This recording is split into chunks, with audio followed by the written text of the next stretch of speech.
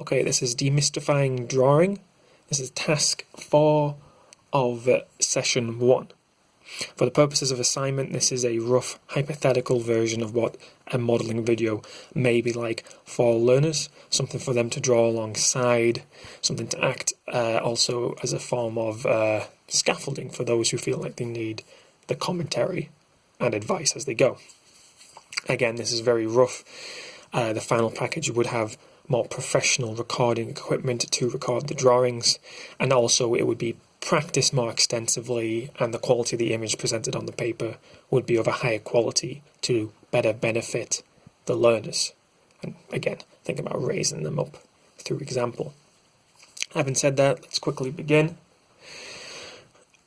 What we're going to be focusing on with drawing a hand upside down is to try and break out of the idea of symbol drawing.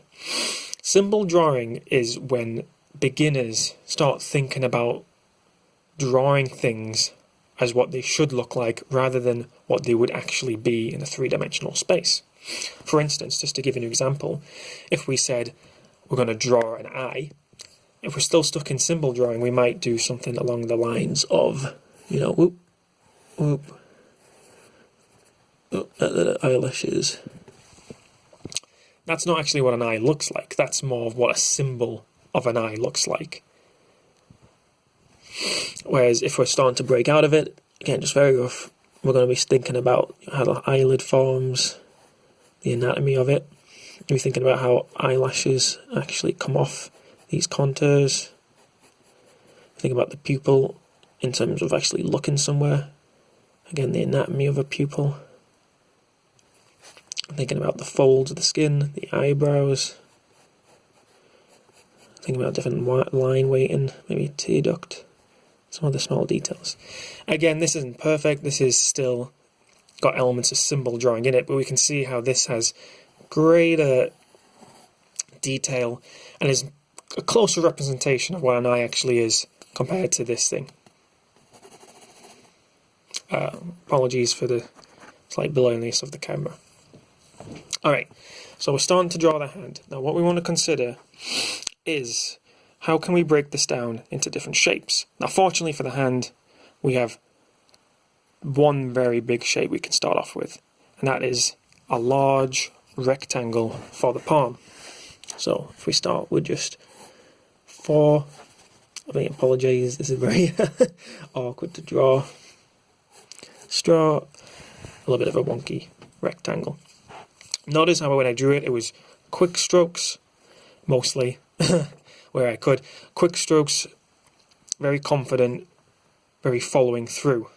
Another beginner trap that people fall into is what's called the chicken scratch method, and that's where they're not quite confident enough to do it freehand, so they just take little taps, little pecks as they go, and they feel like, oh, that gets me to the shape easier, but it doesn't look as good, and we're not learning the actual drawing techniques, so we want confident, bold strokes.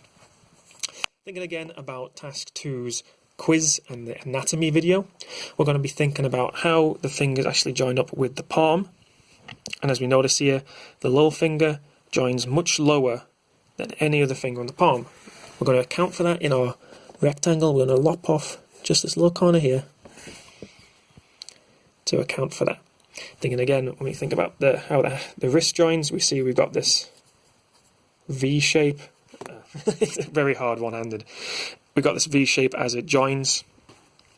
We're going to account for that too, and just lop off just this little bit of the hand. So again, when we're moving away from symbol drawing, someone might have just, done that and just left it at that and drawn the fingers from there, but we're considering the anatomy a little bit more. We're not thinking too much about the wrist, so we're just going to quickly draw that from here. Should be thin, there's not a lot of tendons there. We do have a little bone that sticks out, but we're not worrying about that right now. Other kind of small details, we will have the finger bones coming out here, but we'll save that just for now. First thing we want to do is just think about separating the space left here for the 4 fingers that we're going to be drawing. And from there, we'll think about how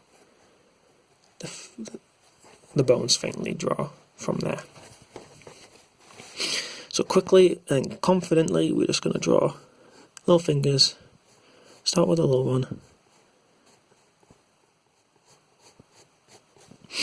I'm going to go from there. Definitely look at your own hand as you go. Think about how they relate to one another. Little finger should come up to the third crease of the ring finger. And apologies if I'm to look at my hand so much. But that's what you should be doing as well. We should be consulting your own anatomy. Like I said earlier, this is your cheat sheet for this basic anatomy we're going to be doing. Middle finger is the longest. The fingers should be slightly touching. There should be a little space. And finally, there should be a little more space for the last finger. Okay, not perfect, but we can kind of see how it works. Let's add the creases in, little dashes, and if you want, just add the impression just of the fingernails. Apologies for the blurriness of the camera. Alright, so we've added a few periphery details, some little indents for the knuckles.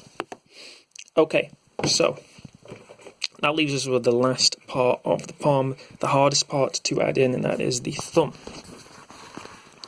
Again, consult your own hand. Apologies for having to look at my hand so much. You notice that it sticks out quite a bit, and also that it makes up quite a large portion of the palm. So we're going to start with that part. Consider just how much space it's taken up, thinking again about those 3 padded areas from the video, from the quiz.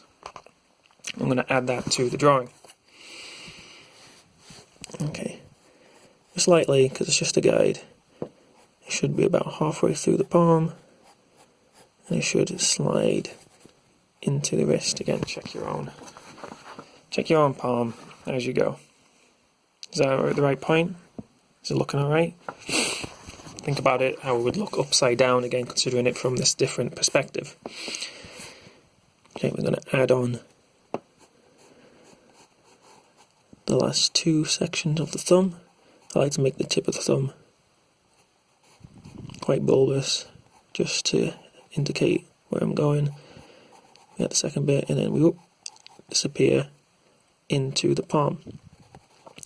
Next, let's just add a bit of detail there to show that it's disappearing behind there, and then just firm up the light parts we were doing before. To finish off, let's go over the drawing again, filling in any kind of light areas you were doing before, and giving your drawing just a bit of a bold outline. That always makes it seem a bit better. Let's add a few creases where there should be some. Alright, next thing we want to do is just flip it upside down and start looking at it properly. And immediately, again, because this is a rough modelling video, I wouldn't make this many mistakes in an actual one, but we can immediately see a problem. We're going to look and label and quickly just correct where we can some easy mistakes we made. So, again, partly because I'm holding the camera in one hand, but the wrist should not be wonky like that. Next we see that, upside down it didn't really look like it, but we haven't left enough space between the palm and the thumb. Again, if we can correct that, just try that. Try not to go too hard. If you need to go too hard to fix your mistake, it's a lost cause. Again, considering your own hand. Yeah, we can see a few more mistakes, such as maybe we were a bit too rambunctious with how much the thumb should stick out compared to the wrist. Is the wrist aligned with the middle, just like the quiz? Yep. Do the fingers join together? Not quite, but we'll fix it the way we can. Okay. Something else you might have noticed is, again, because I'm doing this one-handed, but also because I'm doing this upside down, everything's veering off to the wrong direction. All the fingers are going off in one direction. We want to kind of consider making sure that they all align properly when we move on to the next task. Okay?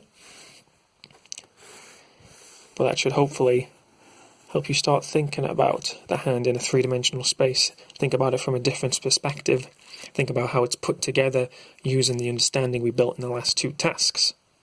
And from here on, we're going to move on to the last task, where we're going to be drawing a hand using a mirror as a reference point. Okay, thank you.